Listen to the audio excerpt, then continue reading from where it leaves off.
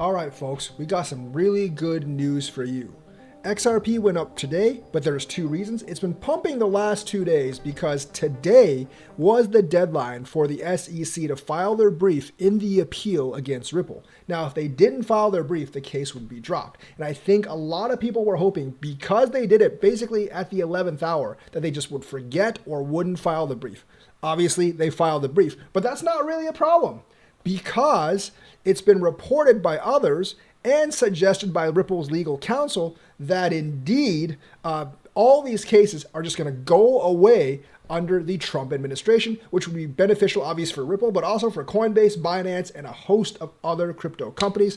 No more securities violations, so that's very good for the entire industry and clears the way for the entire industry to go up, up, up. So this is what I'm talking about. SEC could freeze all non-fraud cases under Trump. Non-fraud like FTX, that's fraud.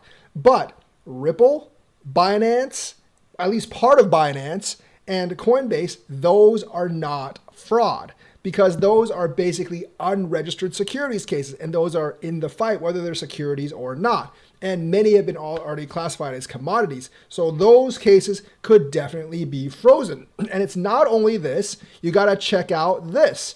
The legal officer says the SEC lawsuit is likely to be abandoned by the next administration. And that's why we shot up to like 320 today before dropping back to about 3. And now we're about, at the time of this recording, 308, 309, might actually go up overnight as well.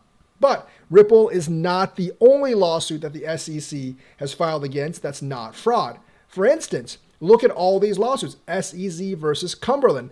The SEC Commission today charged that Chicago-based Cumberland DRW LLC with operating as an unregistered dealer in more than $2 billion of crypto assets offered and sold as securities. There it is again. Securities in violation of registration requirements. If you look at this, in recourse Gaulius Capital Management. Basically failing to comply with the court requirements related to the safeguarding of client assets. That's also not fraud. And of course, many of these are basically for selling assets that could actually be seen as securities. So all these lawsuits basically that are securities based, including, once again, Coinbase, Binance, the threats to Solana, the threats to Cardano, and other big crypto entities or crypto coins, they're going to go away, because the only thing the SEC has against these coins did not commit fraud. The SEC didn't actually go after many of the fraudulent coins. They went after coins that they thought they could cash in big bucks on, and that's hurting Gary Gensler right now, because they fought back fiercely under the last administration, and Gary Gensler is losing all face under this specific administration.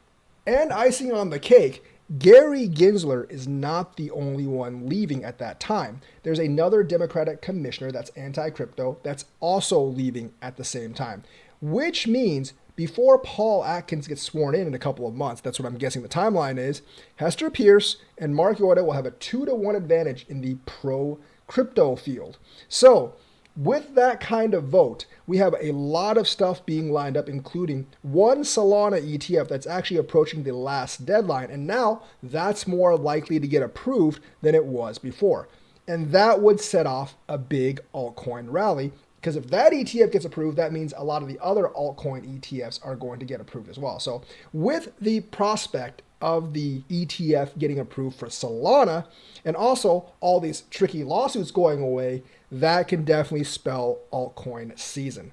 That's the news for today. Let me know what you think. Like and subscribe. Hit that bell notifications button. Thank you and have a nice day.